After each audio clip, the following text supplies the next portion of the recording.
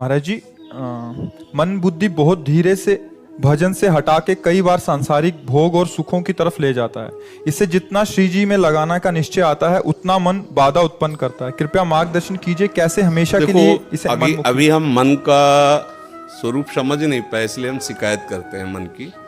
मन बाधा उत्पन्न नहीं करता है, मन को हमने वो पकड़ाया है, वही हमारे सामने पेश करता है। जो चीज हमने अपने मन को नहीं पकड़ाया, जो चीज विषय हमने नहीं भोगा, वो मन हमारे सामने नहीं प्रस्तुत करता। हमने गंदी बातें पकड़ाई हैं, गंदी क्रियाएं पकड़ाई हैं, गंदे दृश्य देखे हैं, गंदा चिंतन करवाया है मन से, तो वही वो बातें पकड़े हुए हैं।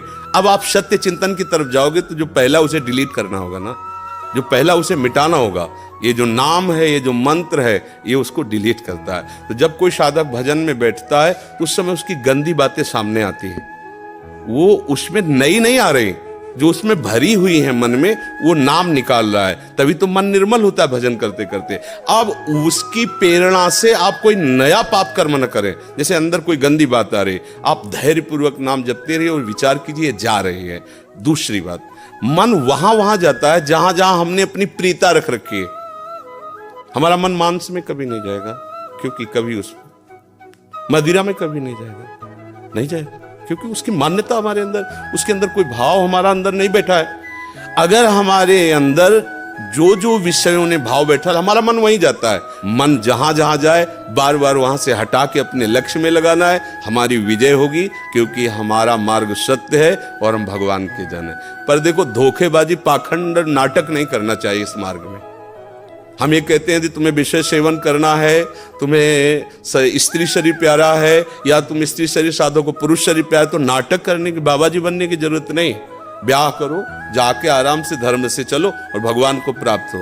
गंदी बातें, बेविचार, धर्म विरुद्ध आचरण करना, ऊपर से कुछ और दिखाना, या हमारे प्रभु को पसंद नहीं। मोह कपट छल छिद्र न भावा, हमारी योग्यता नहीं इस मार्ग में चलने पे। इसलिए भगवान से प्रार्थना करो कि हम नहीं चल सकते, तो आप जिस मार्ग के पथिक बनना चाहते हो बनो, लेकिन सच्चाई से चलो, तो वहीं तुम्हें भगवान की प्राप्ति हो जाएगी। हमारा मन वहीं जाता है जहां हमने सुख बुद्धि कर रखी है।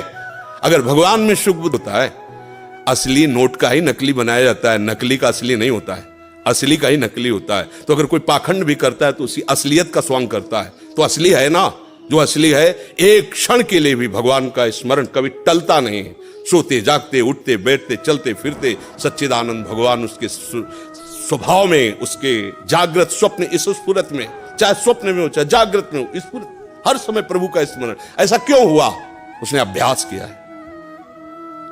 आंख लगा के हम निशाना नहीं लगा सकते, क्यों? अभ्यास नहीं। और ऐसे भी है, ऐसे मार देंगे, क्यों? अभ्यास। ऐसे ही आपने भजन का अभ्यास नहीं किया, पूर्व मन में विषयों किया है, तो देखो आंख मूंदते, आंख खोलते विषय चिंतन होता है, भगवत चिंतन नहीं। तो घबराने की जरूरत नहीं, गलत अभ्यास को अच्छे अभ्यास से मिटा देना है। कोई बड़ी बात नहीं, हम भगवान के अंश हैं, उनके बच्चे, हम कुछ भी कर सकते हैं, संशय नहीं।